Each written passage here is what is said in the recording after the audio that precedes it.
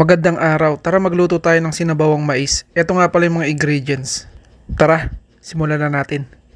Sa una, hiniwa-hiwa ko muna yung mga mais. So, mais na dilaw yan. Mas maganda sana kung mais na puti.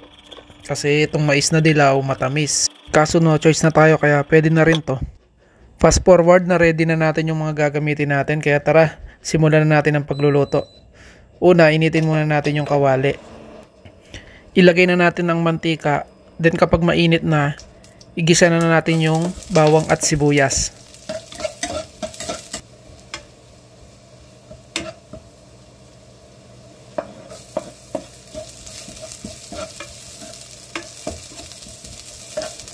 Kapag luto na yung bawang at sibuyas, ilagay na natin yung karne. Tinasta ko nga pala yung yung bawang para may konting pait yung sabaw natin kasi matamis yung mais. Then ilagyan na rin pala natin ng asin. Halu-haluin lang natin yung karne hanggang sa medyo maluto na siya tulad ng ganito. Ayan. So kapag ganito na yung karne, pwede na natin ilagay yung ginayat nating mais.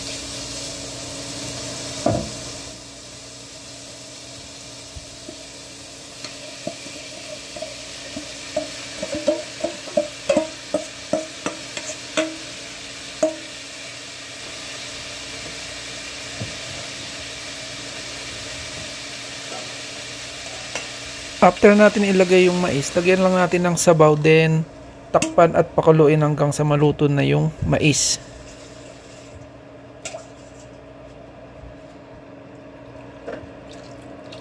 Nilagyan ko pala muna ng nor pork cubes, then ninalo ng konti. Pagkatapos tinakpan ko na hanggang sa kumulot maluto na yung mais.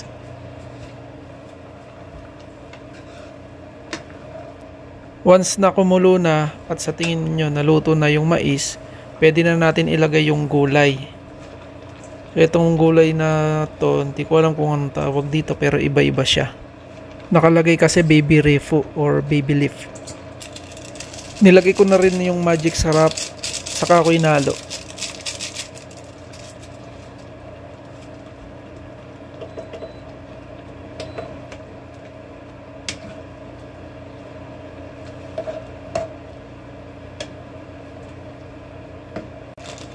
Kapag kumulo na at naluto na yung gulay, pwede nang ilagay yung chicharon. Then, luto na yan. Pwede na siyang iserve para ulamin.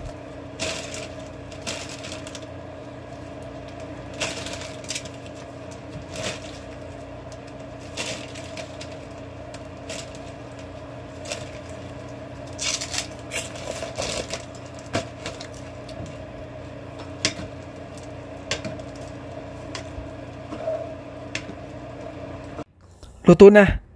Tara, kain na tayo.